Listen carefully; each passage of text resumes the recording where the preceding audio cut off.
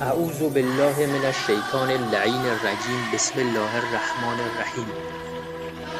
آیا دوست دارید که هیچ فقیر و گرسنه و عریان و مقروض و ستم دیده و اسیر و بیماری در روی کره زمین نباشه و هیچ جنگ و ظلمی در جهان نباشه و هیچ گمراه و گمراه کننده و مستضعف و کافر و ناصبی در دنیا نباشه و ریشه فقر و تبعیض و ظلم و بیماری و فساد و انحراف و گناه از روی کره زمین برچیده بشه و بالاتر از همه اینها کره زمین تبدیل به بهشت بشه؟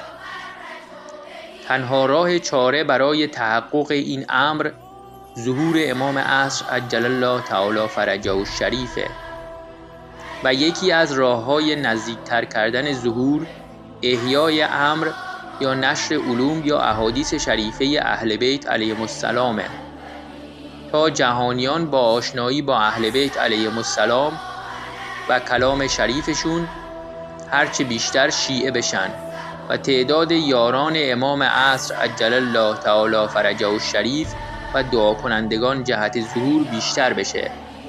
حال چه کسی در این عصر بهتر و بیشتر و کاملتر از همه امر اهل بیت علیهم السلام رو احیا میکنه جز علامه الله یاری؟